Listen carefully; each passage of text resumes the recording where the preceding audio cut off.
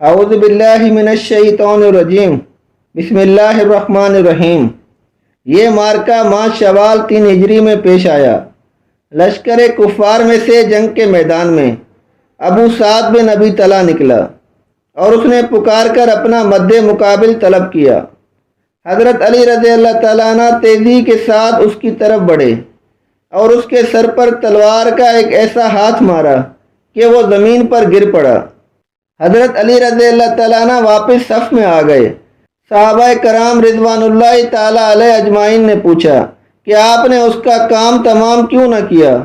آپ نے جواب دیا کہ جب وہ گرا تو اس کی شرمگاہ کھل گئی۔ اس نے مجھے قسم دی کہ میں اسے چھوڑ دوں۔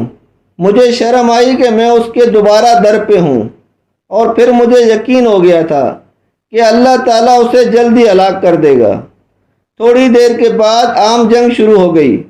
مسلمانوں نے اپنی تعداد میں کمی کے باوجود دشمن کو پسپائی پر مجبور کر دیا، مگر مسلمانوں کی ایک جماعت کی غلطی کی وجہ سے دشمن کو دوبارہ حملہ آور ہونے کا موقع مل گیا، جس کی وجہ سے بہت زیادہ جانی نقصان مسلمانوں کا ہوا۔ تو دوستو، کیسی رہی آج کی ویڈیو؟ امید کرتا ہوں آپ کو اچھی لگی ہوگی۔ ویڈیو اچھی لگی ہو تو اس کو لائک ضرور کیجیے گا۔ ملتے ہیں اپنی اگلی ویڈیو کے ساتھ، تب تک اجازت دیجیے۔ اللہ حافظ۔